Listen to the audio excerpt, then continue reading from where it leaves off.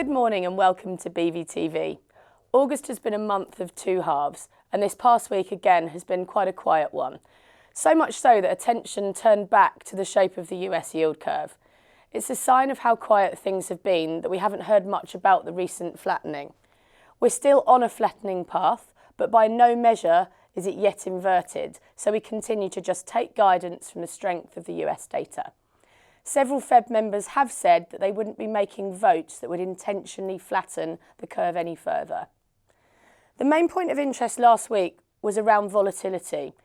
In the 10-year Treasury, quarterly volatility has been so low that it's broken a record that stood since the 60s. This is certainly interesting in isolation, but the bigger question is, why is this happening? There are, of course, many theories out there, and there's also a good deal of speculation. For me, it can't just be down to the summer lull. We've had summers every year since the record-breaking period back in the 60s, although most of them weren't this hot. There appear to be two opposing forces at work.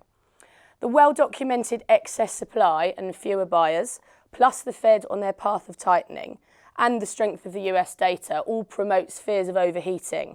These provide an argument for higher bond yields. Contrary to this, there are also forces keeping yields lower. The threat of trade war has created a flight to quality into the US Treasury market. We don't know what the conflicts between China and the US will end up like, and indeed this week we may also see some additional potential tariffs imposed. Also, higher risk-free yields in the US have encouraged investors into the US market. Even a UK investor now can pick up about 125 basis points on a hedged basis for investing in US Treasuries. With Brexit and so much around that still unknown, the US arguably offers a safer risk-free than the UK market gives. It currently yields 1.4%, but that was only on a recent spike.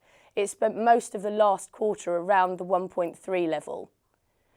Thinking back to February, the 10-year breached that magic 3% level.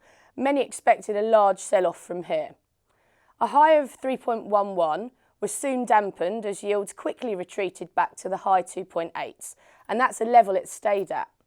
The 3% level appears to have become rather behavioural, and activity seems to be fairly dependent on it.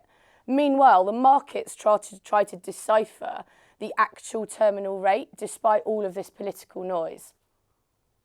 So what do the opposing forces mean to the US dollar? If we ignore those countries that are being driven by idiosyncratic stories such as Russia, Turkey, Argentina, South Africa, the US dollar had been fairly weak through most of 2017 and into 18, despite the Fed's continued tightening. This is all good for US trade and also for the S&P, and that seems to be Trump's key barometer of success. As the trade war speculation started to hit the headlines, the US dollar started to strengthen, and at the expense of most emerging market currencies and other countries with political uncertainty, countries like the UK. Trump has strengthened the currency on occasion by just tweeting. Nothing was actually done. Fast forward 6 months, and now we're in a place where various tariffs have been put on China, sanctions have been imposed on Russia, and there are problems growing between Turkey and the US. I find it interesting that these states have become the target of Trump's trade wars, whilst other nations that were targeted initially have come away better off after negotiations. Think about Brazil, Mexico, Argentina, and actually even Europe. They're really good examples, and potentially Canada might follow this.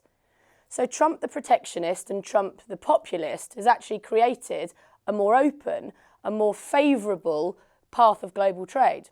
Exactly the opposite of what he's been conveying in the media. So further globalisation with better terms is likely to keep global inflation lower and the US closer to target. He then made comments against the path of Fed tightening, thus creating more flight to quality into the Treasury markets, once again constraining yields. So low volatility in the Treasury market might be the result of opposing forces, but one thing is for sure, this summer's been dominated by political noise and not by changes in market fundamentals, at least in the developed world. This is certainly one to watch as we move into September. It's a relatively quiet week this week for data. Most interesting thing coming from the Euro and UK PMIs in the first part of the week. On Friday, US employment data is published. All eyes will be focused on whether job growth has bounced after the Toys R Us bankruptcy seemed to impact those July numbers. So thanks for watching and have a great week.